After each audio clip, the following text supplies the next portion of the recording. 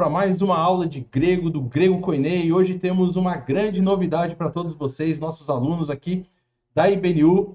Hoje, como eu estarei ocupado com uma outra live que vai acontecer daqui a pouco, às 19h30, do Ministério Integre, então eu trouxe aqui um aluno meu e da Suzy, um aluno que se destacou e ficou pedindo para estar aqui conosco, para nos substituir.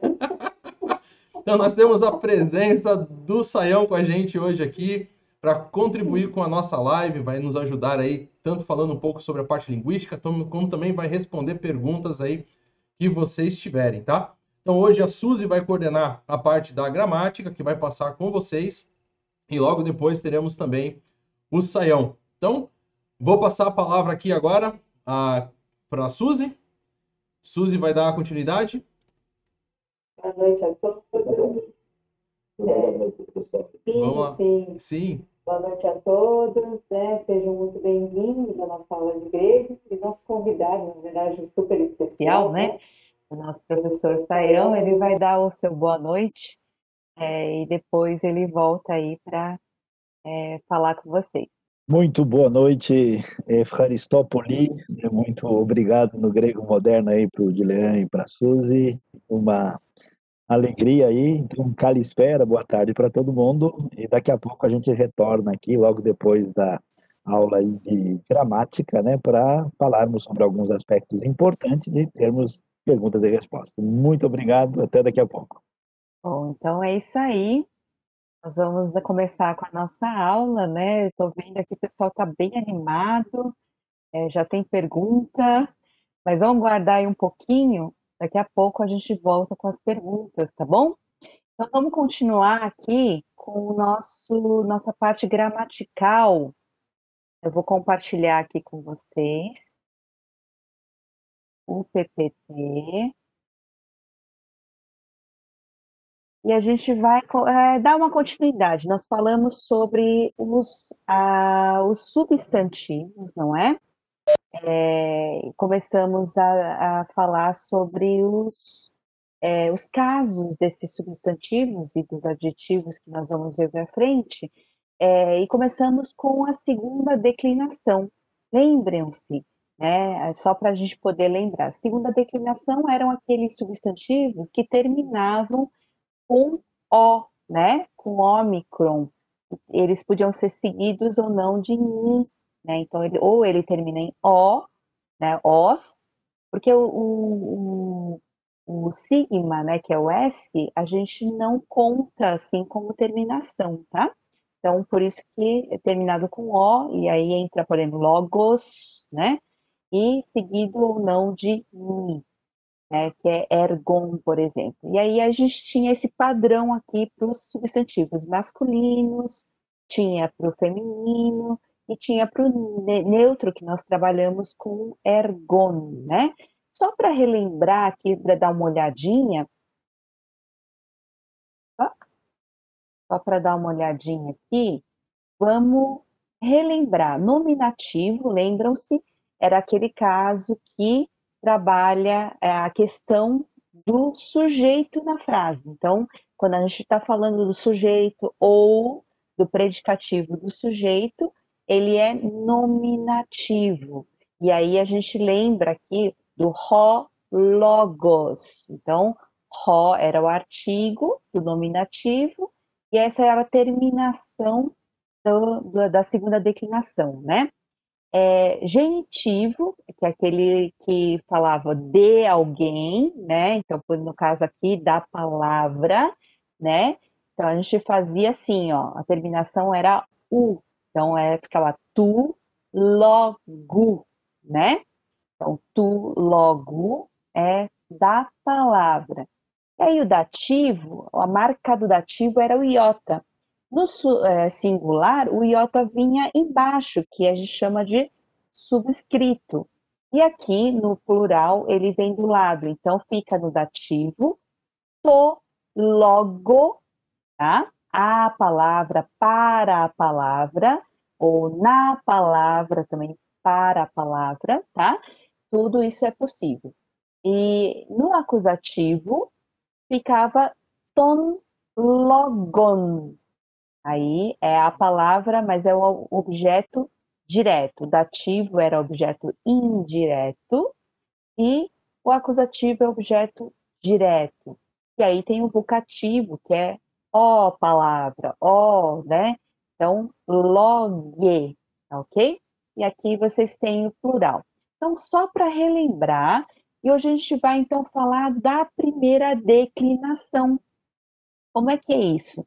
A primeira declinação é como se fosse assim, a gente no português não tem o verbo, e aí no verbo a gente tem primeira conjugação, aquele que termina em ar, né? Segunda conjugação, aquele que termina em er, né? Então a mesma coisa, só que aqui não é para verbo, a gente está falando de substantivo, tá? Então é a mudança que ocorre no substantivo, terminados em que tipo, né? Então a gente vai falar. A segunda declinação era em o, né? Terminado em o ou on. E agora a gente vai falar da primeira declinação. Mas só para a gente relembrar da questão aí do gênero e número, né? O gênero, principalmente, do grego, como é que a gente sabe, né? Todo mundo pergunta aí, e agora? Como é que tem uma regra? Existe uma regra geral, mas tem exceção. Então, como a gente não é conhecedor profundo da língua, a gente vai pelo artigo. Quando a gente procura num vocabulário, num dicionário, num léxico, a gente sempre vai encontrar ali, do lado do substantivo, o artigo. E é esse artigo que vai mostrar para a gente qual é o gênero dessa palavra, tá bom? Então vamos lá. Por exemplo, Messias. Então, Messias aparece com o ró do lado. Então, é masculino. Ró era o artigo do masculino. Então, ró Messias é o masculino que significa Messias, ungido, tá ok? E oikia, né? Aqui ele vem com re, né? Então, quando ele vem com re, ele é feminino. O que ele significa? Tem dois, tá? Tem o oikos, que pode ser casa também, lar, família, mas é masculino, oikos, tá? E aqui é oikia, é feminino, re, mas não é por causa da terminação, tá? É por causa do artigo que vem do lado. Feminino, aí significa casa e família. Agora a gente tem parabolê, termina em eta, né? Como ele vem com o re, também é feminino, significa parábola, ilustração. E aí tem matetes, né? Ró, como ele vem aqui com um artigo ró, masculino, ele é masculino, tá? Então, discípulo, aprendiz. Matetes, tá? Então, matetes significa isso, discípulo, aprendiz, ok? Então, relembrando um pouquinho da questão do gênero. E aí, vamos lá para a primeira declinação. Como é que a gente faz aí com a primeira declinação? A primeira declinação são os substantivos terminados em a, alfa ou eta, tá? E podem ser divididos aí em 5 grupos. Eu vou dar aqui só para a gente poder lembrar, tá, dessa terminação e a questão do gênero que a maioria tem, tá ok? Então vamos lá. Os terminados em alfa, só que quando o alfa é precedido por e, né, epsilon, né, iota ou rho, eles são femininos, tá? Os terminados em alfa são várias dentro da primeira declinação. Todos esses 5, tá, grupos são parte da primeira declinação. É só isso que a gente precisa lembrar. E aí, os terminados em alfa, mas não precedidos em epsilon, iota ou rho, eles são femininos também, tá? Mas aqui tem uma diferença entre esses daqui e esses. Os terminados em eta, tá? Que são femininos.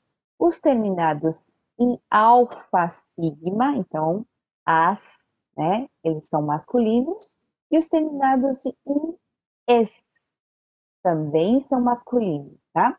Esses são os 5 grupinhos que eu tenho dentro da primeira declinação. A gente vai deixar aqui, claro que eu não vou ver um por um todos, mas olha, dá uma olhadinha aqui, ó. A marca do dativo, por exemplo, ele continua aqui, ó.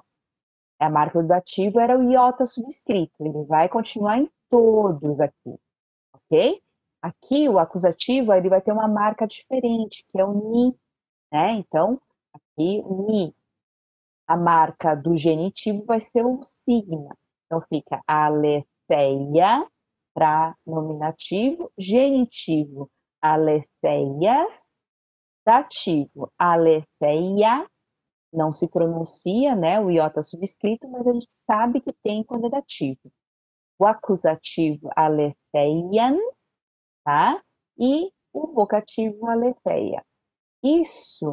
Esse padrão vai ter algumas mudanças, mas praticamente se repetem, tá? Tem uma mudança aqui, ó, por exemplo, nesse aqui que termina em A, só que alfa, voltando ali, que não é precedido por essas letras aqui, então fica doxa, só que, tá vendo aqui, ó, o genitivo e o dativo vão ser um pouquinho diferentes, tá ok?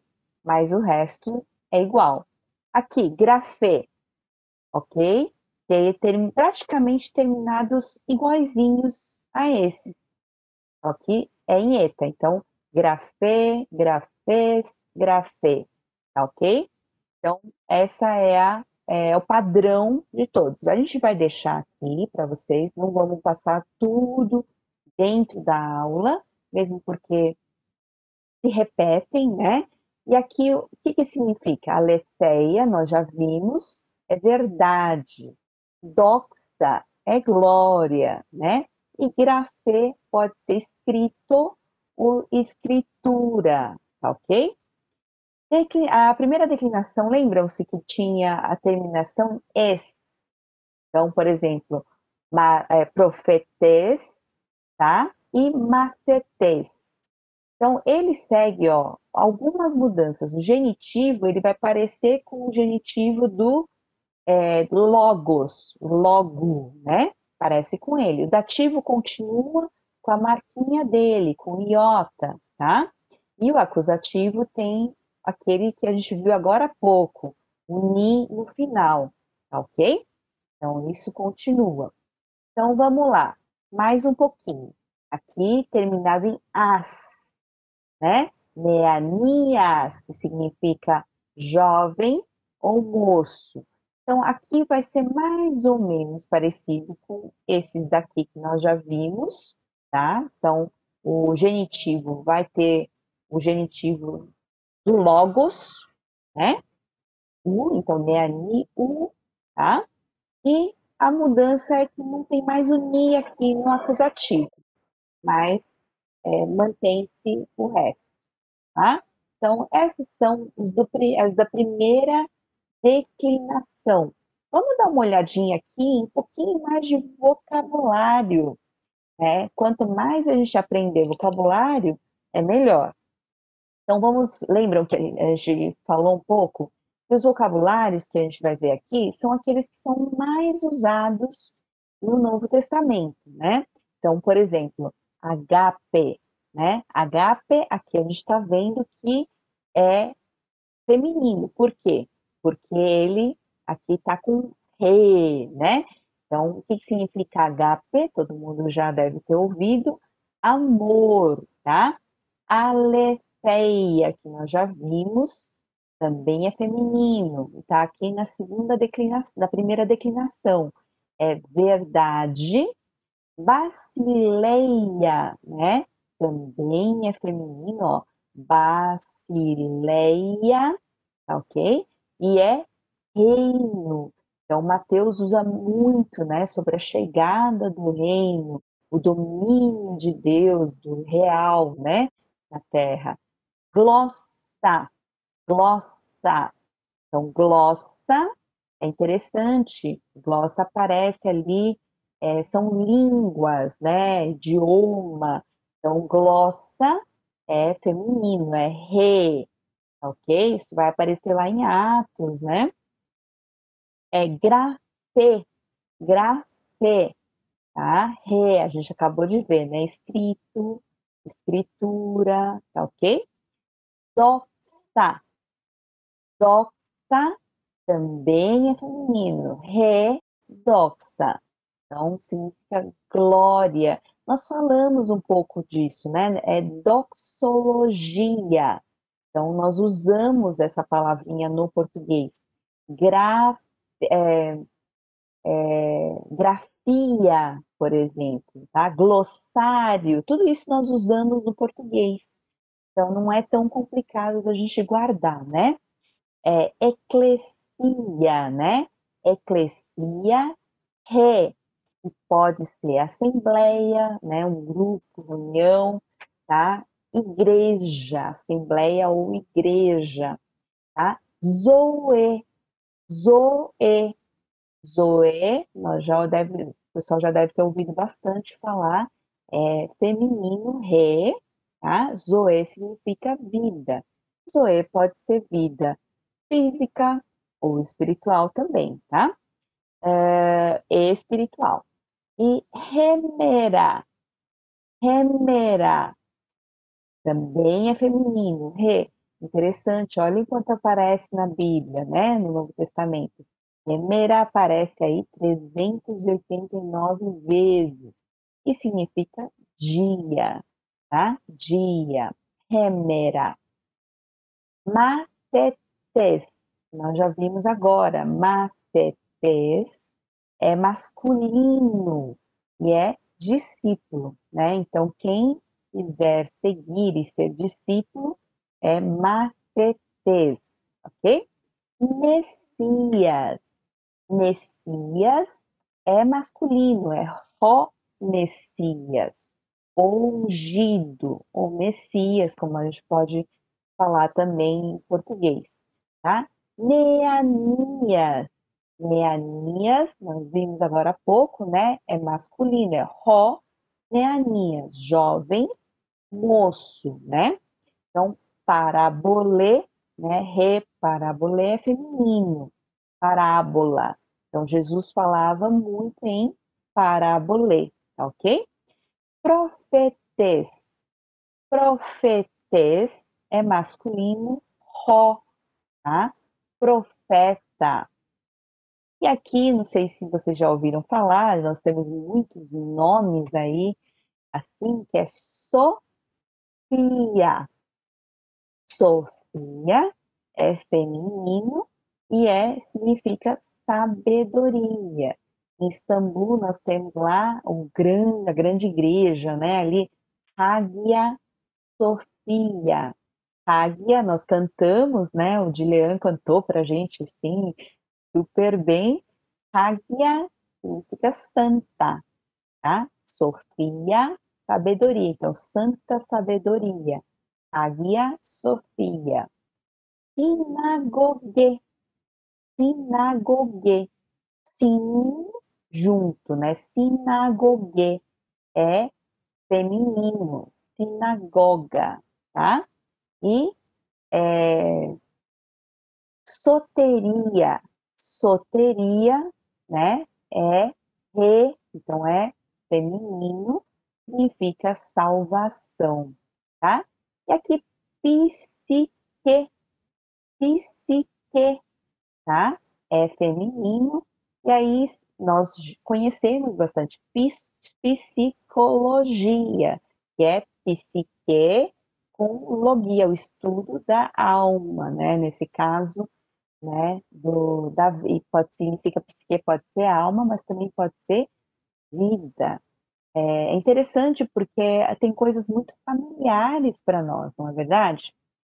Vamos só falar, eu não vou entrar a fundo, tá ok? Nós vamos usar o que nós já temos lá dos substantivos, mas adjetivo nós sabemos, né? É toda a palavra que caracteriza o substantivo. Então, ele pode dar qualidade, pode mostrar o estado, pode mostrar condição, né? Então, tudo isso, por exemplo, homem bom, menina traquina, né? Bagunceiro, né? família feliz, moço rico, né? Então a gente pode aí dar inúmeros adjetivos, né? Tendo um substantivo, nós podemos dar todo quanto é tipo de qualidade, estado e condição, que são os adjetivos, tá ok? Os adjetivos, como é que funcionam no grego agora? O que é adjetivo não é tão difícil. Agora, no grego, o que acontece? Eles são flexionados como substantivos. Então, tanto substantivo quanto adjetivo aqui tem todos os casos, tem gênero e número, tá? Então, concordam aí em gênero, número e caso, tá ok? E como a gente faz, então? O adjetivo, ele vai aparecer o masculino, feminino, como é que é na forma feminina, tá? E no neutro. Então, ele vai ter que concordar quando você fizer a flexão, ok? Então, só para a gente poder entender aqui, os adjetivos masculinos, eles são flexionados do jeito ali do logos, tá? É igualzinho o logos, que é da segunda declinação.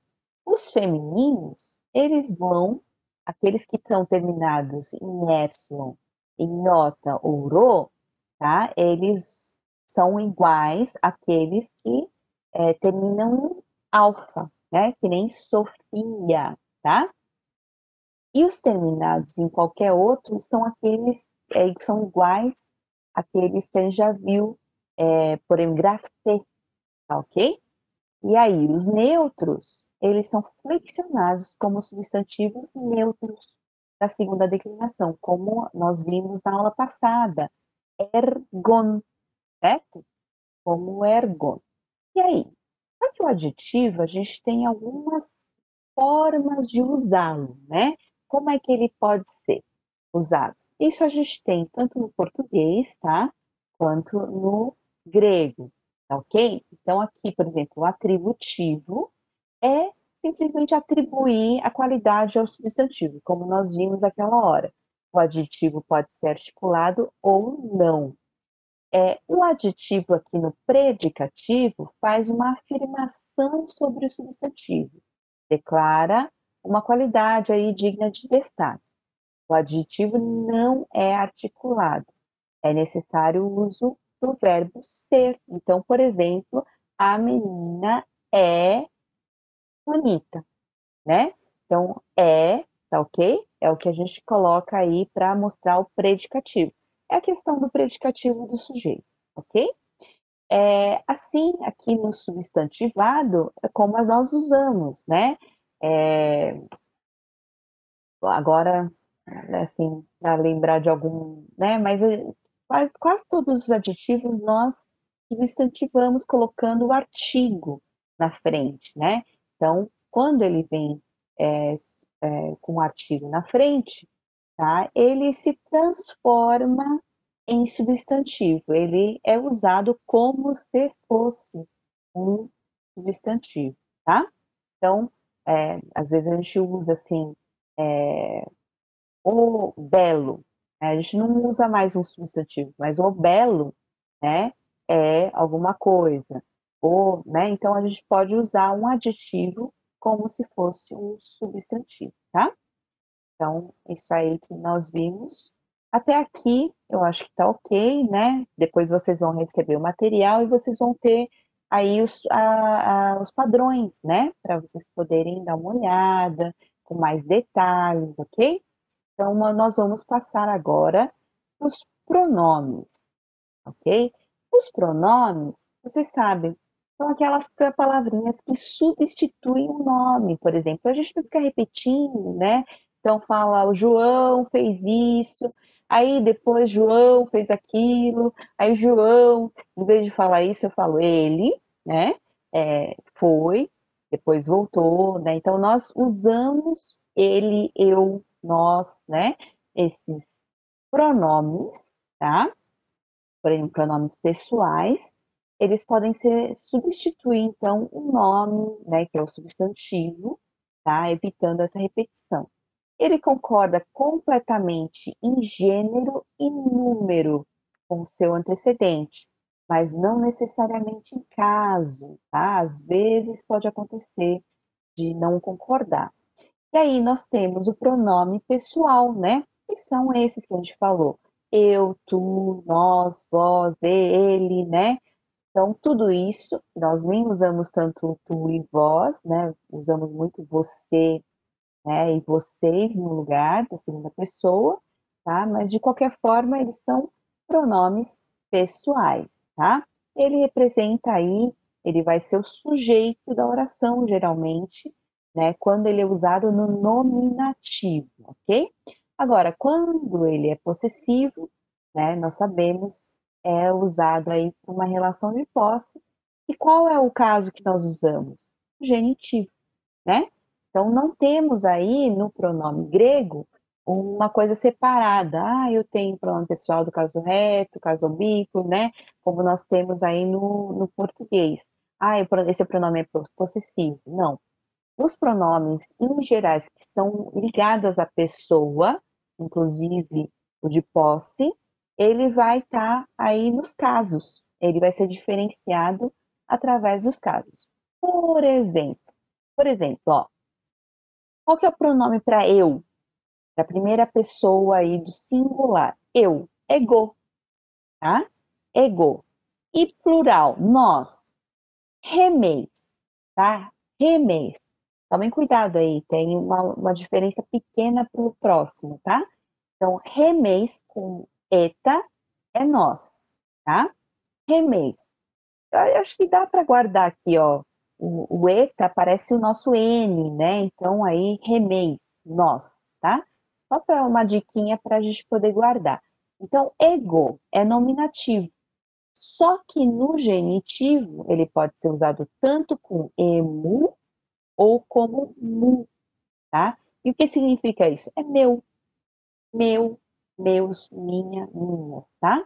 Tanto faz. Aqui, eu coloquei aqui separadinho, ó, o locativo, instrumental e dativo, só por causa da tradução, tá? Então, é a mesma coisa, é o dativo que nós conhecemos, ok?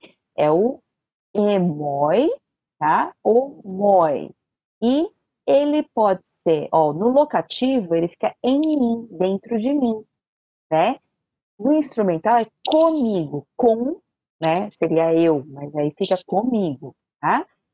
No dativo é a mim ou para mim, tá ok? E aí tem o acusativo, que é o objeto direto.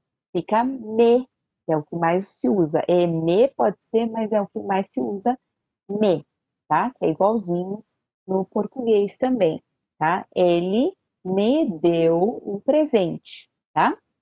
Então, me, no caso, no português não é, mas é me que se usa também, tá ok? Me é acusativo, tem que ser objeto direto. E no plural fica remon, remin, tá? E remas, tá ok? Então, a tradução vai de acordo com o caso, tá ok? O caso que é a função na frase. Tá ok? A segunda pessoa aqui, ó, o nominativo é si, ou su, tá? Si, que é tu, que é para quando nós falamos, né, tu és, né, o Senhor, então si, tá ok? Si. E aqui, olha só, agora não é mais o re, é hu, ou um mês, alguns dizem um mês, mas é mês, tá? Mês. Voz, ok? É bem parecido com a primeira pessoa. Aqui é remeis e aqui é mês, ok? E aí o genitivo aqui, todos os outros têm mais ou menos a mesma mudança, ok? Então vocês podem ter aí, para facilitar, vocês vão ter aí o padrão, mas nós não vamos ver um por um todos aqui, tá? A terceira pessoa do singular, ele é autós, tá? Autós. Só que ele, autós, ele vai ser diferente, vai ter o feminino e vai ter o neutro. Então, autós, aute no feminino e no neutro ao tó, tá? E aí ele vai sofrer aí as mudanças, né, de cada caso. E aí aqui é só o singular, aqui você tem o plural, tá? Mas para a gente não ficar só nessa gramática chata, né? Difícil, eu trouxe aqui um versículo, uma parte aí de para a gente poder ver, ó. Emon é usado aqui, emon, tá? Emon. E aí, vamos lá. Vamos ler juntos? Rugar, tá? Rugar, eisim, duo, e três. Duo, e três. Olha que interessante. Nós não sabemos o que é, mas sabemos aqui, ó. Duo, e três, dois ou três, tá? Sim é junto, sinegmenoi. Sinegmenoi, tá? Eis, to, emon, onoma. Onoma é nome. Em, emon, onoma, tá? Ekei, emi, ekei, emi, en, meso, auton, auton. Olha que interessante. Vamos lá, juntos? Olha o que que significa aqui. Vamos lá.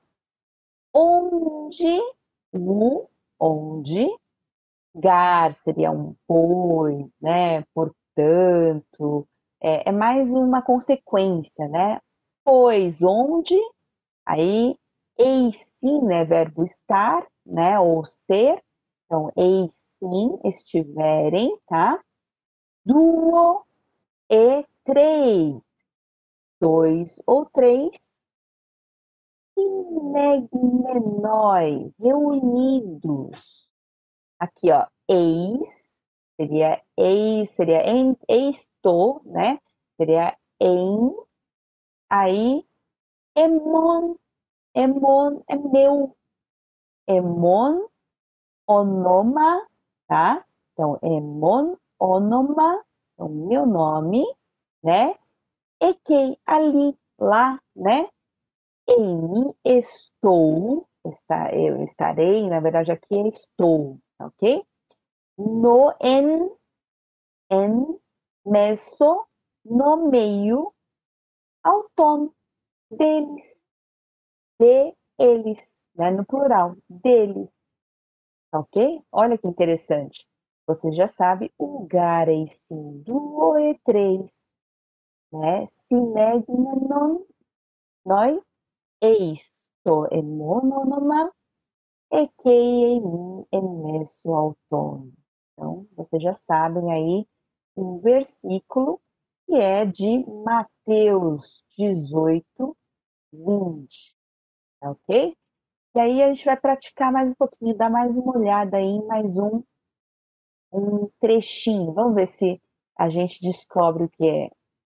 Ó, pater, vamos só colocar aqui e vamos lá. Pater, olha aqui, leiam comigo. Paterremon. Remon é nosso, né? De remeis. Remon. Então, paterremon. Pater, pai. Remon, né? Ho, en, tois, uranoi. Paterremon, ho, en, tois, uranoi. Então, pai, olha que interessante. Pai nosso. Aquele que, o que, entóis, no, né, que a gente viu no céu, né, nos céus.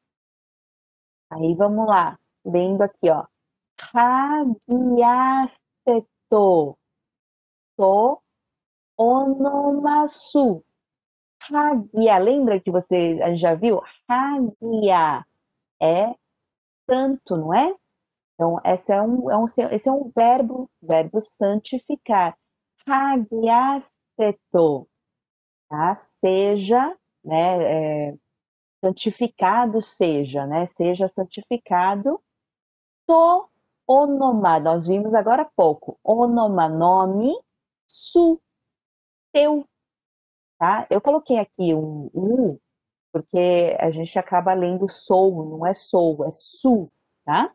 Então, hagiasteto to onomasu, tá ok? O que é? Seja, né, santificado seja, ou seja, santificado teu nome, ok?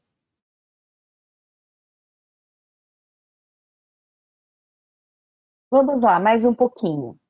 Então, exceto, exceto, re, basileia, su. Olha que interessante. O que é isso? Exceto, re, basileia, su. O que será que é isso, né? Nós vamos lá. Quem quiser ver, eu vou colocar aqui daqui a pouco. Tem uma moça que eu encontrei que ela faz as duas pronúncias do grego moderno e do grego que a gente está aprendendo, né? Que seria do grego Koiné, tá? De Erasmo. Então é interessantíssimo você ouvir, ela faz separado, e você ouve então os dois de modo separado, mas aí você pode marcar as diferenças aí, tá ok? No grego moderno, eles tiraram, por exemplo, é, os ditongos, não existe mais ditongo, então é bem interessante, tá? Exceto Basileia, então o quê? Basileia era reino, teu reino. O que a gente pede para fazer? Venha. Então, venha o teu reino. Então, exceto, tá? Exceto Basileia su, tá? Teu reino. Tá? Vamos lá, continuando. Geneseto, geneseto, to, telema, su. Então, geneseto, to, telema, su. Então, e seja o quê? Feita a tua vontade, vontade. Aí, Ros en Urano, tá? Urano. Então, Urano é no céu. Então, como em céu, né? Como em céu e ao redor, ou, né, a cerca, na, tá? No caso, a gente traduz como na. Aí, tes, yes, kai, epi, tes, yes, tá ok? Na terra. E aí, aqui não tem tanto pronome, né? Nem possessivo, que seria o genitivo e tal, tem um. Mas achei interessante a gente trazer aqui, que é o finalzinho do Pai Nosso, tá? Roti, tu estim, então, roti, porque, né? Pois, portanto, teu, né? Estim é, né? Teu é, Rebasileia, o reino, Kai, redinamis, o poder, né? Kai, redoxa, tá? A glória, eis tus aionas. Aionas pode ser era, tempos, tá? Depende de onde ele aparece. No caso aqui, é para todos os tempos, para todos o sempre, né? Para sempre. Aí aqui vocês estão vendo, ó. Amém. É assim que se escreve. Amém. Ok? Então agora vocês podem já orar o Pai Nosso, né, em grego, tá certo? Então, vamos lá. O Saião já está aí. Nós vamos ter aquele momento especial agora, né? E vocês podem aí mandar as suas perguntas, que a gente vai guardar daqui a pouco. Então, Saião, tudo bem? Tudo bem, muito Então, a palavra está legal, com você. muito obrigado. A gente agora vamos ter um tempinho aqui para refletir um pouco mais sobre a questão do grego, e eu vou inicialmente aqui, antes das nossas perguntas, fazer uma abordagem assim linguística, né, para a gente lidar com essa questão da língua. Quando a gente começa a estudar grego, como vocês estão fazendo, né, aprendendo o alfabeto, as noções das gramáticas, da gramática fundamental, o que a gente chama de morfologia da língua, né? O grego é uma língua, vamos dizer assim, especial, né? E até porque como é uma língua, de certa forma, complexa, né, do contexto aí do indo-europeu, né, que é abundante de formas, né? O grego funciona exatamente na direção oposta ao hebraico, né? O hebraico diz muita coisa com pouco, né? E o grego não, tem uma tendência mais analítica, né? Porque é uma língua que se desenvolve num contexto de uma grande civilização, né? Que domina o mundo com o vocabulário que tem origem na filosofia. A gente tem Platão, Aristóteles, os outros desdobramentos.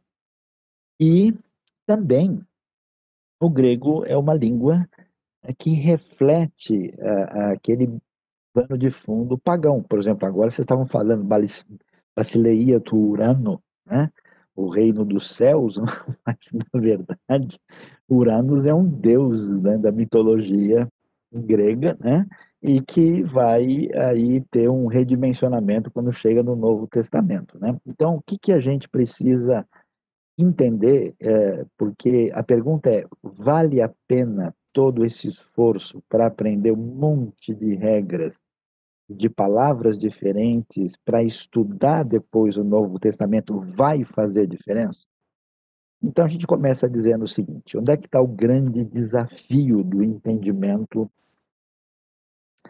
da questão da língua grega do Novo Testamento? Você tem três elementos principais para poder entender o que a gente precisa fazer no que diz respeito ao elemento chamado semântico, né? Ao significado das palavras.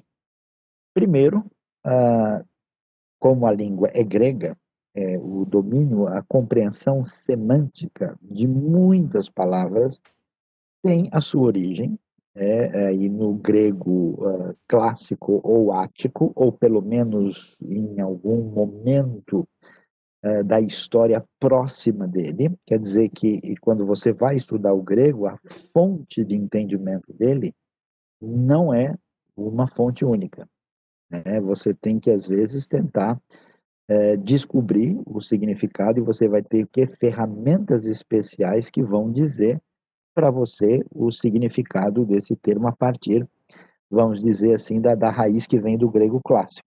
Depois você tem uma outra fonte, que é a descrição daquilo que acontece, falado em grego, da realidade do ambiente do Império Romano.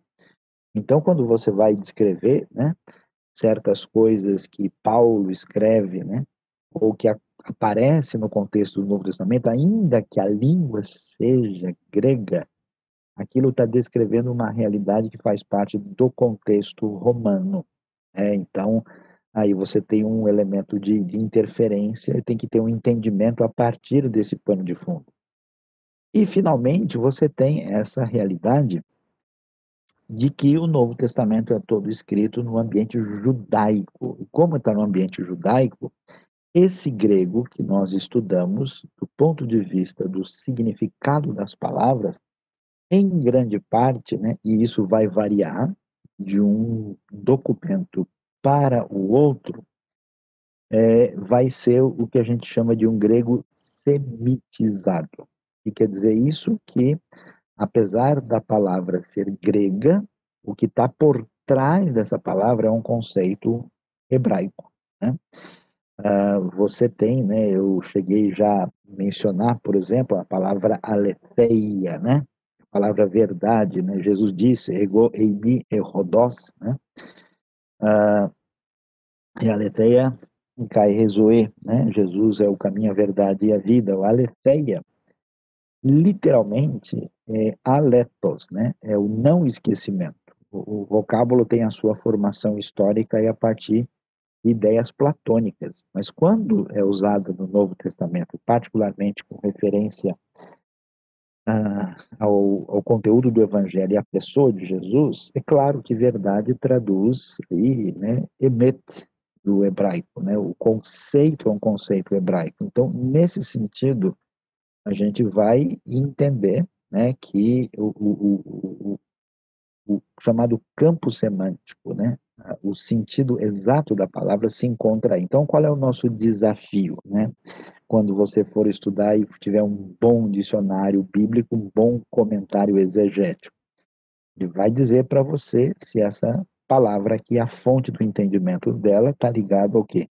Ao contexto do mundo romano, ao grego, vamos dizer, propriamente do mundo, né, helênico, ou se isso tem base no contexto hebraico. Falando sobre o significado das palavras, é importante muito a gente entender que a noção que as pessoas têm, de modo geral, sobre o significado das palavras é uma noção equivocada. O que que as pessoas imaginam, geralmente? Uma palavra como se ela fosse um, um elemento estático, né, que tem origem num determinado termo antigo e ela preservou seu significado através da história, baseado na sua origem. Então a pessoa diz, não, mas essa palavra aqui é muito comum isso, né? Até mesmo professores, pregadores diziam, não, mas a palavra tal, né, a origem dela significa isso, né? E então, isso até parece uma coisa interessante, porque a pessoa sugere que ele foi buscar o significado da coisa na raiz. Mas qual que é o problema? O problema é que quando a gente estuda não só a gramática de uma língua, mas entende a coisa do ponto de vista linguístico, a gente vai entender, né, aquilo que foi obra do famoso linguista do começo do século XX, um famoso suíço chamado Ferdinand de Saussure, né? Ele disse uma coisa muito valiosa quando falou sobre como é que a gente descreve o mundo através de palavras, falando sobre o signo linguístico. Diz que esse signo é composto do que é chamado de significado significante, né? Ou seja, eu tenho um objeto na realidade que é recortado por mim e eu associo uma sequência fonética para descrever aquele objeto. Mas aquele objeto não tem nada essencialmente ligado à palavra que eu associo a ele. Então, se eu falo ripos, eu falo cavalo, eu falo horse, eu falo pferd, cavallo, cheval, né? Eu vou usando termos e não tem no cavalo nada em si que garanta aquela sequência fonética, né? Existe aquilo que a gente pode chamar de uma escolha arbitrária do signo linguístico. A coisa não tem, né? O cavalo não tem cavalice suficiente para que ele receba o nome de cavalo. Portanto, a gente vai descobrir uma coisa interessante, que as palavras, no decorrer da história, elas são definidas pelo uso que o meio social faz delas. Isso quer dizer que uma palavra pode surgir num determinado contexto X, mas essa palavra depois vai sendo utilizada e, dependendo do grupo social que a utiliza, dependendo do contexto onde ela é utilizada, ela vai adquirindo o que a gente chama de nuances. vai adquirir sentidos assim mais peculiares e específicos. E talvez aí esteja a nossa grande fragilidade de querer, por exemplo, pegar um determinado termo na Bíblia e dizer, olha, essa palavra aqui significa isso. E ponto final. Qual que é a dificuldade? Primeiro, como a gente já mencionou, a palavra pode ter um histórico ligado lá à língua grega mais, vamos dizer, clássica. Ela está ligada ao mundo romano, ela está ligada à maneira hebraica de descrever a realidade.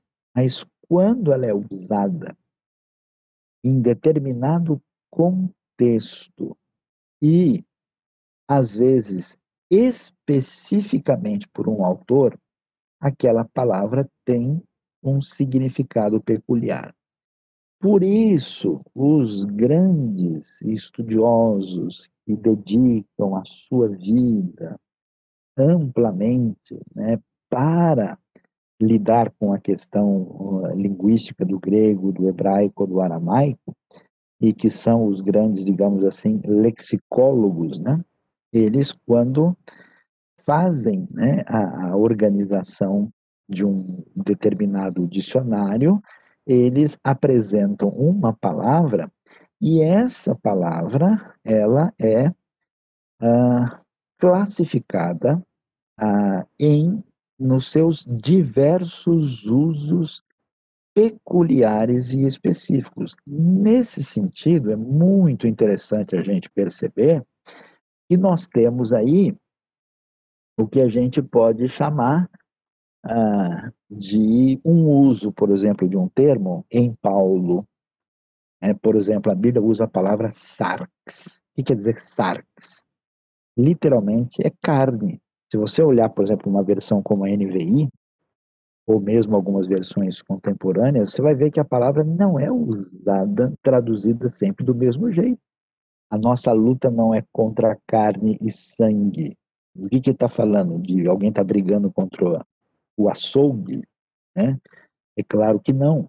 Né? O que é carne e sangue? Também não é uma aula de anatomia, né? Num ambiente de cirurgia. Carne e sangue é uma maneira de se referir a pessoas. Nossa luta não é contra seres humanos.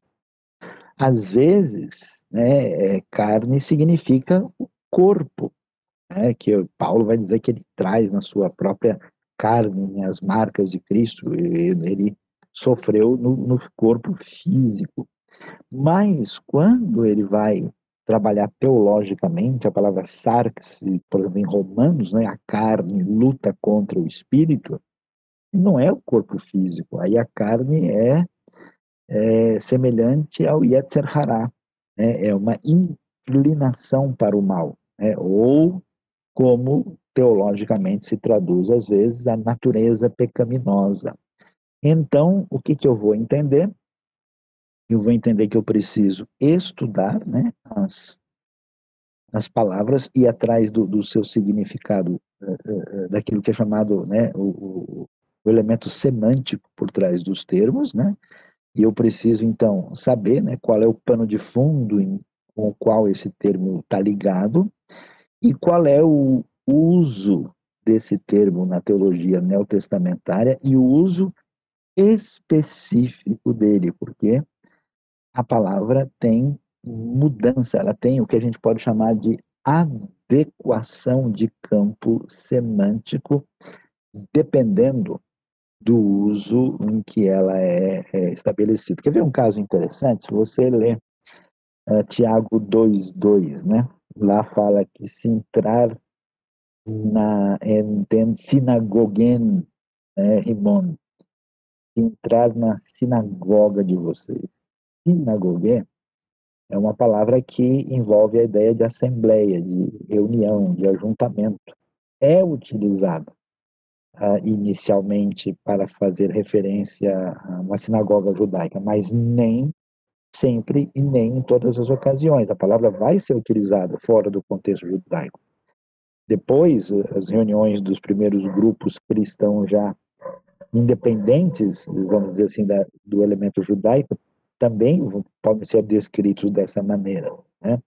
E aí, então, a gente precisa ter essa compreensão semântica, porque ao lidar com o estudo técnico gramatical da língua, a gente precisa ter essa compreensão que vem da linguística para iluminar como é que a gente lida com aquilo que a gente aprendeu e decorou, né? A outra coisa importante e valiosa à medida em que vocês crescerem, vocês estão no começo aqui, né, pegando um pouquinho, aprendendo um pouco da gramática, e do início da caminhada no grego. Quando a gente vai caminhar um pouquinho mais, vocês vão fazer aí o trabalho de relacionamento com as frases, né? E ir trabalhando o que a gente chama agora não da área semântica, mas da área sintática da língua. Quer dizer, a relação entre as partes e a sintaxe, vamos assim dizer, dos próprios verbos e dos casos que vocês já estão aprendendo aí com os primeiros substantivos, as declinações que vocês já estão estudando, né? O que vai acontecer? Da mesma maneira como a gente tem que aproximar a lupa para entender com mais clareza a questão do significado das palavras, da chamada semântica, a gente precisa também entender a amplitude sintática das frases, e por isso, quando você avançar um pouco mais, para fazer um estudo aprofundado, vai ser necessário entender um pouco da questão da análise sintática do grego. E por que isso é tão importante? Por que eu quero dizer isso para animar o pessoal aqui interessado? Porque é lá que você vai chegar no ponto fundamental onde você vai ver que vai fazer toda a diferença. Por exemplo, você tem, né, aí você tem verbos no grego, né? A gente vai ver, aí tem os diversos modos, né? O indicativo, o substantivo, o dativo. Você viu falar do caso do auristo, né? E o grego tende a ser bem específico, mas o uso desses verbos é um uso que varia em função do tipo do verbo e do contexto onde ele acontece. Por exemplo, você tem um verbo no imperfeito, né? No imperfeito do indicativo, você diz, fulano caminhava, né? Antônio caminhava pela manhã. Então, quando você tem um verbo no imperfeito, esse imperfeito pode ser um imperfeito com uma especificação um pouquinho mais detalhada. É interessante, por exemplo, em Marcos, né, quando a sogra de Pedro ela é curada, lá no final de Marcos capítulo 1, o verbo está no imperfeito lá, e o texto diz que ela então se levantou, né, foi curada e os servia. Agora, se você olhar bem o contexto do verbo servir, o que ela realmente fez? Ela passou a servi-los. Ela começou a servi-los, né? Porque ela os servia é um negócio meio genérico demais. Então, os estudiosos da sintaxe vão dizer, olha, aqui você tem um imperfeito inceptivo. Às vezes, né, o contexto vai dizer, e ele caminhava para o templo. Eles vão dizer, não, aqui é um imperfeito frequentativo. Quer dizer, ele costumava caminhar sempre para o templo. E isso quer dizer que você tem, além da forma, um desdobramento do significado dessa forma, que traz uma luz maior sobre o significado da função sintática naquele contexto específico. Para a gente entender um pouco mais, uma frase simples, por exemplo, nós vamos ver o apóstolo João falando do re-agapetu, o amor de Deus, né? O amor de Deus é derramado em nossos corações, por exemplo, mas que é amor de Deus? Essa expressão tu, eu, de Deus, é um genitivo, né? Mas o que é o amor de Deus? Será que é o amor que veio da parte de Deus e chegou a nós? É um genitivo de origem? Será que é um amor de Deus no sentido igual que eu falo, amor de mãe não tem fim? Que é um genitivo subjetivo? O amor de Deus, quer dizer, o amor que Deus tem chegou na minha vida e é esse amor que eu estou falando aqui? Ou será que é um amor da mesma qualidade do amor que Deus tem? Então eu traduziria isso como amor divino.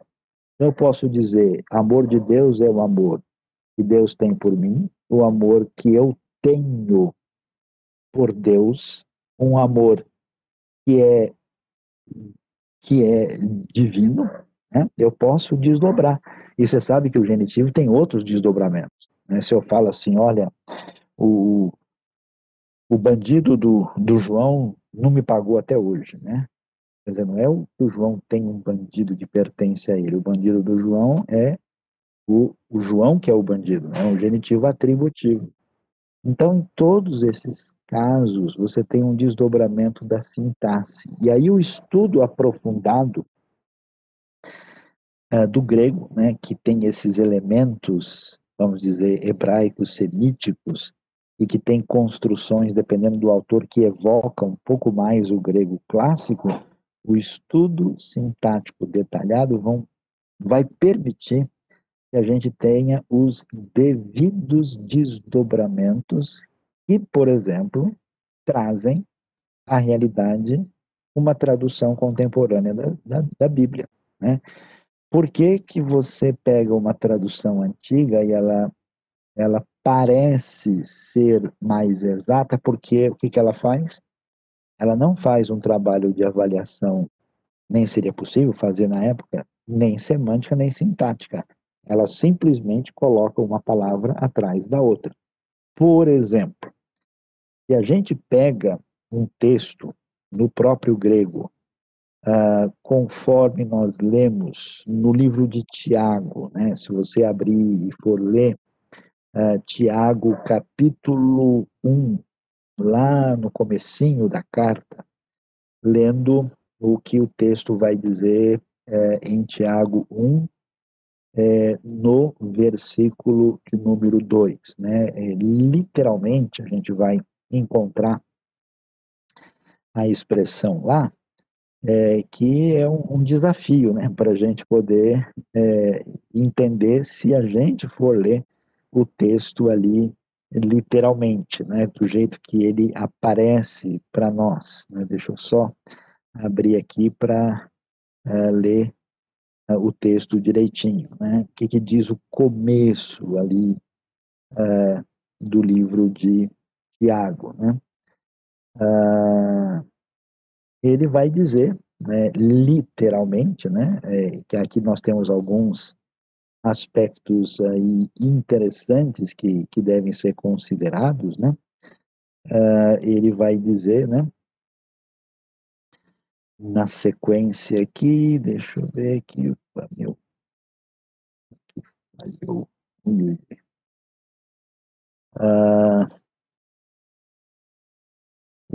Aqui, deixa eu ver. Agora acho que a coisa vai funcionar direitinho, houve uma pequeno desdobramento mais complicadinho aqui, mas só para vocês verem como isso realmente faz toda a diferença quando a gente entende, né, o que está aí por trás da compreensão mais exata do texto bíblico. Então, olha lá, você lê Tiago 1:2, diz assim, Passan haran regesaste adelphoimou rotan peraismos peripeste oikilois, né? Então, ele diz, né, toda alegria tenham irmãos meus, a palavra adelphos, e apesar da palavra ser masculina, não tem dúvida, e irmão significa os homens e as mulheres, né? Os irmãos e as irmãs, né? E diz que eles devem ter toda alegria, né? E que alguns estudiosos acham que a alegria em todas as circunstâncias, né? Que é uma possibilidade. Rotan peraismos peripesete oikilos, quando caírem, né? E quando em tentações muitas ou diversas caírem. Quer dizer, como é que pode alguém ter muita alegria quando cair em tentação? Aqui a palavra perasmos, ela tem um campo semântico amplo. Às vezes ela é tentação, mas às vezes ela é provação. Então, quando se traduz por tentação, apesar de ser, entre aspas, literal, o sentido está errado. Portanto, o sentido é, meus irmãos e irmãs, né, considerem, tenham, né, como alegria, muita alegria, ou alegria em todas as situações, quando vocês passarem por ou enfrentarem muitas tribulações, né? E aí, ou provações, né? Melhor dizendo. Aí a gente vê como é que a compreensão mais exata, sintática, permite que você entenda o texto adequadamente. Então, compreendendo essa realidade, eu quero desafiar vocês, né, a dizer o seguinte: se você caminhar, prosseguir no seu estudo grego, ficar aí devidamente fortalecido na sua morfologia, e ir adiante, até uma hora você chegar no contexto de compreender a exegese, vai fazer muita diferença ler o texto no original. Tá? Então, que Deus nos ajude, nos abençoe a caminhar, né, nessa direção. E vamos abrir aqui um espaço agora, né, para que a gente tenha aí a oportunidade de ter perguntas e respostas da parte dos nossos queridos aí que já estão em sintonia com a gente. Aí, né, Sayão, a gente precisa estudar muito pelo jeito, né, Sayão? Tem que estudar bastante, olha lá, pessoal, não pode baixar a bola, vamos lá. Bom, eu vou colocar aqui, Sayão, porque a primeira pergunta, até antes de começar a nossa aula, tinha a pergunta lá. Tem lá, em Mateus 26:51, Sayão, tem uma palavra chamada machaira, né? Que pode significar faca, punhal, né? Será que quando Pedro ele puxou era a espada, né? Que a gente traduz, era uma faca, era um punhal? O que era isso, Sayão? Então, Suzy, olha, aí nós temos um exemplo prático, né? Aí você tem uma palavra grega que está falando, né, de um tipo de arma que existe na Judéia ocupada pelos romanos, né? Então, essa machaira, de fato, ela é considerada uma, digamos assim, uma espada menor. Ela está entre, digamos assim, um punhal maiorzinho, né, e um facão, né? Não é bem uma espada, né, maior, não é? Ela é um pouco menor, então não dá para dizer que foi uma faca, não é tão pequena assim, é algo um pouco maior, então algo médio aí, poderia-se talvez traduzir ou por facão ou talvez por punhal. Punhal talvez seja uma possibilidade de uma tradução, porque é uma espada menor, né? Esse é o consenso, né? Existe uma história do uso da palavra e varia, tá? De época para época, que a palavra passa a ter, mas pelo menos nessa época, no uso do Novo Testamento, ela se refere a uma espada menor. Interessante, né? Você falou que realmente depende daquele momento, do contexto, e por isso tem que estudar o contexto, né, Sayão? Muito Exatamente. importante. Bom, Sayão, agora falando aí de sentido da palavra, a gente tem algumas palavras aí que tem muita gente explicando, mas às vezes a gente não entende muito bem, que é a diferença entre logos e rema e cronos e kairos. Qual que é a diferença, Sayão? Olha, isso aí, isso aí dá mais uma aula, né? A Porque a grande coisa aula. ela é meio ampla, né? Então veja lá, a questão de logos, né? É literalmente a palavra, né? Quando a gente tem, né, logos tuteu, palavra de Deus usada em Paulo, né? É uma referência a palavra divina, o texto bíblico revelado, né? Mas a discussão ela é forte quando a gente fala do Logos, em João capítulo 1, né? Porque o texto vai dizer, né, enarre enrologos, né, do princípio era o verbo ou a palavra, né? E aí sim, nós temos uma discussão. No século XIX, né, muitos estudiosos fizeram um caminho de tentar sugerir uma aproximação muito acentuada, né,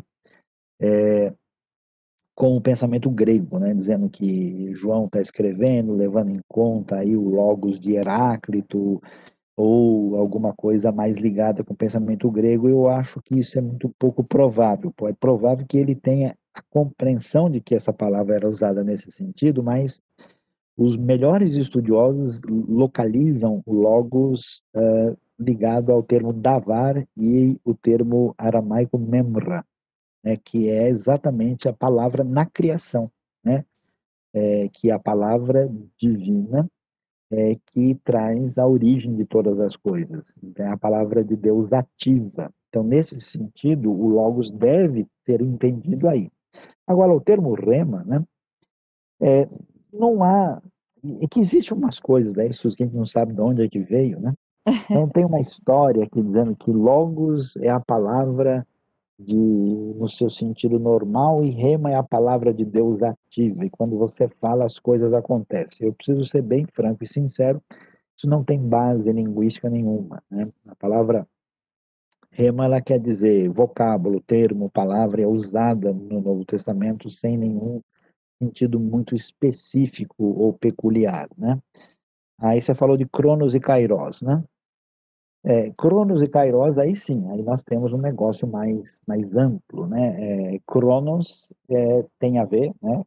A origem está ligado com a mitologia grega, né? Mas tem a ver com o tempo sequencial, né? De onde vem o nosso uso de cronologia, né? E o Kairos é o tempo visto como o tempo da ação divina, tempo como oportunidade, né? Que tenha também uma certa influência aí subjacente do raciocínio hebraico, né? Com a questão do tempo. Você que estudou, conhece bem o assunto, né? Sabe bem disso. Então, de fato, aí sim nós temos uma distinção semântica entre Cronos e Kairos. O termo é utilizado de maneira diferente entre o tempo na sua dimensão cronológica sequencial e o Kairos como o tempo do agir divino, da oportunidade de Deus. Muito bom, realmente bem interessante, né, Sayão?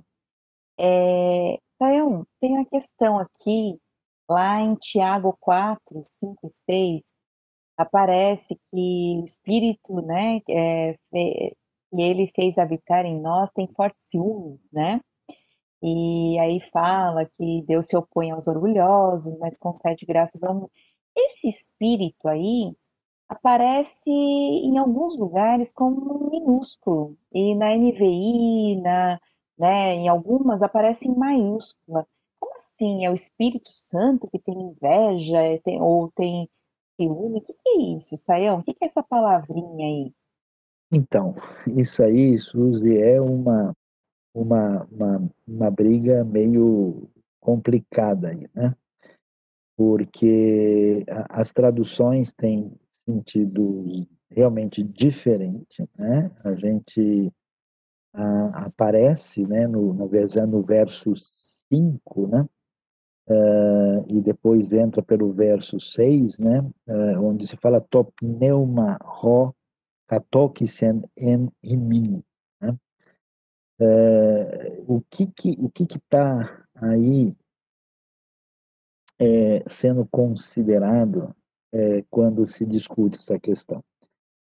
Que as traduções variam, porque o grego não decide, né? O que está sendo considerado aí. Aliás, vários lugares na Bíblia, quando aparece espírito, pode ser, mesmo quando você fala, por exemplo, espírito de Deus, né? Pneumatuteu, pode ser o espírito que Deus deu a nós, ou o espírito que pertence a Deus, ou o espírito divino, né? E aí, as discussões, elas se multiplicam nesse sentido, né? Há estudiosos que acham, né, que nós temos aqui uma ideia de que o Espírito que Deus faz viver em nós, né, que seria a tradução que leva, por exemplo, alguns a traduzirem que esse Espírito que Deus fez viver em nós, ele, né, tem esse ciúme, né? Por quê? Porque o contexto do versículo do anterior, né, quando ele fala de infiéis, adúlteros, vocês não sabem que a amizade com o mundo significa inimizade, hostilidade contra Deus, né? Aquele que toma a decisão de ser amigo do mundo, ele se torna inimigo de Deus. Ou vocês acham que é sem razão, que é em vão?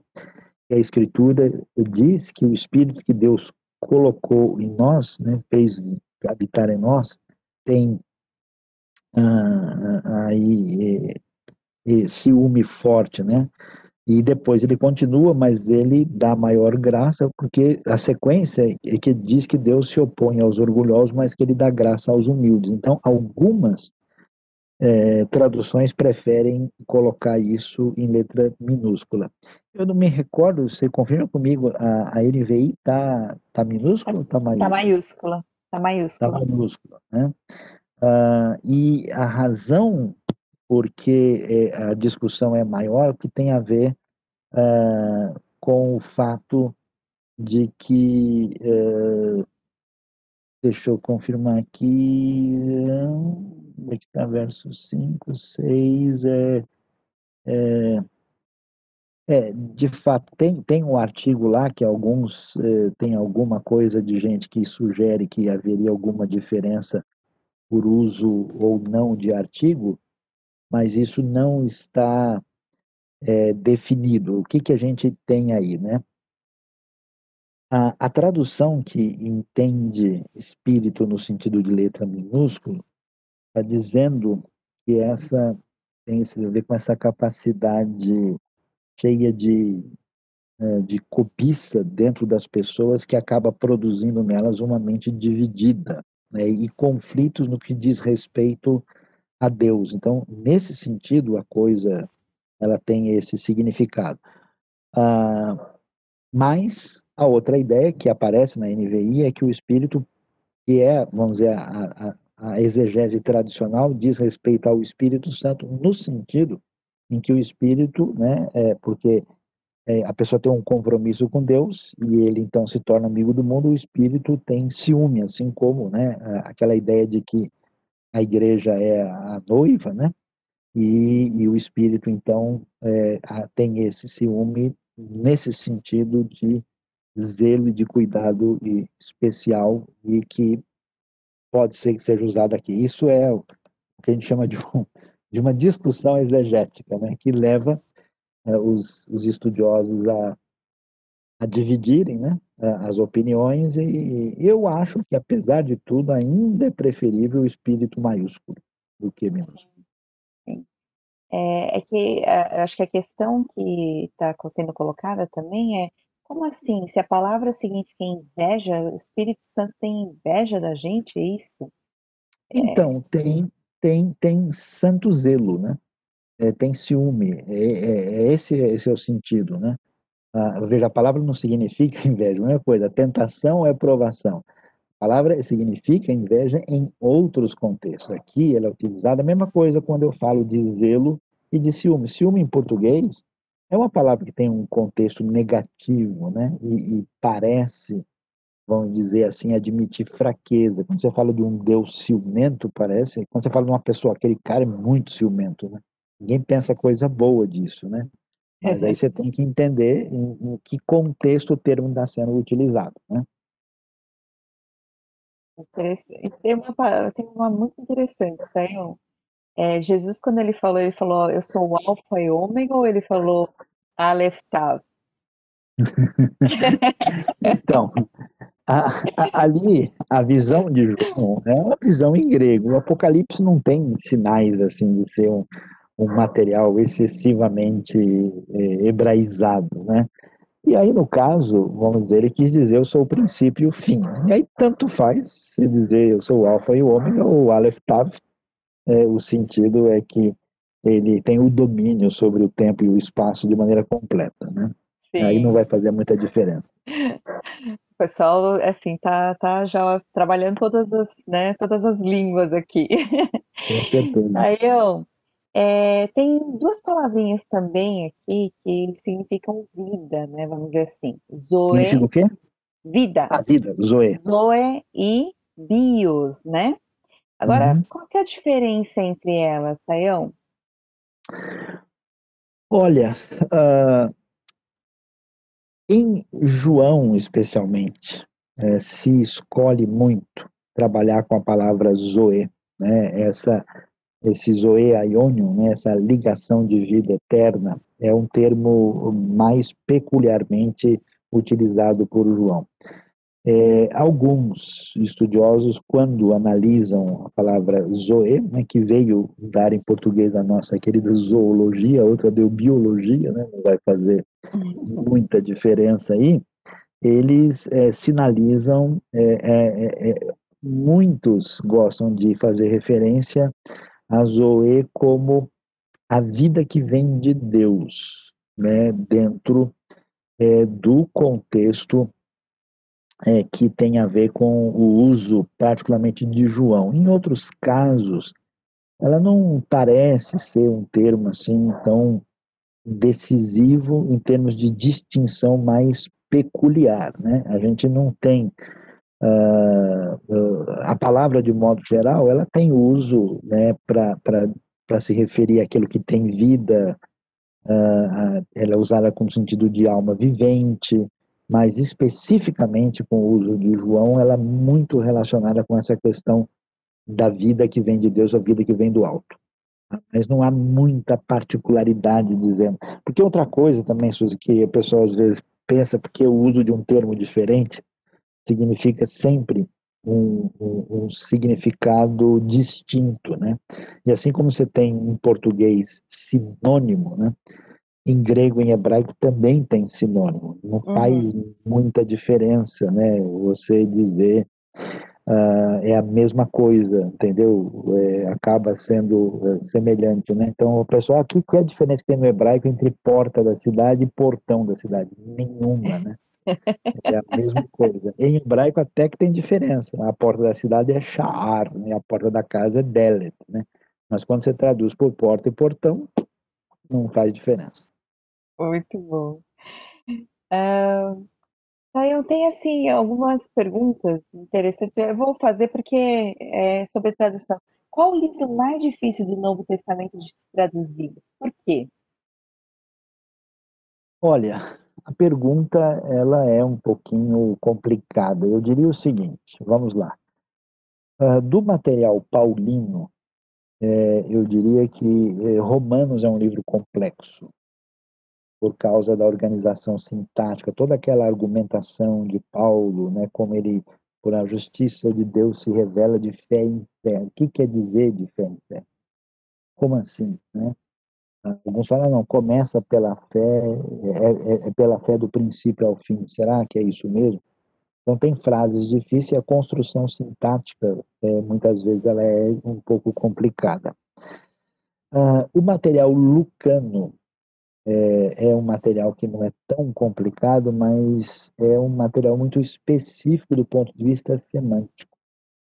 Então, Lucas, assim, você tem mais ou menos 1.100 palavras de pouquíssima ocorrência no Novo Testamento, né? A vasta maioria em Lucas. São termos únicos, porque Lucas é médico, ele usa uma terminologia mais peculiar que você tem que ir atrás, né? E por incrível que pareça, é o mais fácil, mas acaba sendo ao mesmo tempo difícil trabalhar com o material de João. Porque João, por exemplo, na tradução literal, não é difícil, você traduz ele, mas quando, por exemplo, só o prólogo de João, só o logo já dá um comentário do tamanho do evangelho, né? Então, a riqueza teológica de João, ela tem um desdobramentos muito grande. Por exemplo, João usa muito o termo Hoi Iudaioi, né? São os judeus. Mas quem são os judeus? Traduz aí os judeus. Será? Como assim? Judeus são quem? São o povo judeu? Mas como assim? Os discípulos estavam com medo dos judeus. Os discípulos eram o quê? Bolivianos, mexicanos, suíços? Como assim os discípulos estão com medo do Jesus é judeu? Então, judeu pode ser uma referência específica para dizer para que o povo está reprovado por Deus, ou pode ser uma referência aos que vivem na Judéia, em oposição aos que vieram da Galiléia. Jesus e os discípulos são vistos como galileus. E quem está na liderança religiosa do templo são os da Judéia. Bom, aí já muda tudo, né? Então, a tradução de João, pela sua simplicidade, se torna uma dificuldade. O que é? E tem coisas, né? Por exemplo, tem aquelas traduções assim, se as trevas não prevaleceram contra a luz, né? Ou se elas não puderam habitar com elas, tem certos elementos um pouquinho complexos. Então, teologicamente, João é um pouquinho mais trabalhoso. Do ponto de vista da especificidade semântica, eu diria que o material de Lucas é mais trabalhoso, e a redação de Paulo, especialmente em Romanos, em alguns lugares, ela dá um pouquinho de luta mais para a gente. Muito interessante, Sayão. Dá vontade de aprender, assim, cada um, né? Bastante coisa para a gente aprender, mas nosso tempo está aí terminando, né? Quer falar mais alguma coisa, Sayão, sobre a questão para a gente finalizar? Então, bom, a gente quer agradecer a presença e a participação de todos, né? Você pode voltar e retomar e rever a aula, né? Mantenha a sua persistência, não desista, né? Vai aprendendo um pouquinho a cada dia, e a gente recomenda que você tenha sempre ao seu lado, né, bons materiais. Hoje você tem bons dicionários léxicos e gregos, você tem, né, até o pessoal do grupo né, os professores já devem ter encaminhado uma boa bibliografia, né, que você tem materiais úteis que podem ser utilizados, e um bom comentário bíblico assim, né, valioso, né, e uma boa Bíblia de estudo também ajudam muitas vezes a você lidar com o resultado daquilo que o grego e das línguas originais pode trazer para você, tá? Mas de fato vale muito a pena, e todo o trabalho feito aí na história permite hoje que a gente tenha uma compreensão extraordinária dos textos base, né, da Bíblia, que a gente, há um certo tempo atrás, não tinha.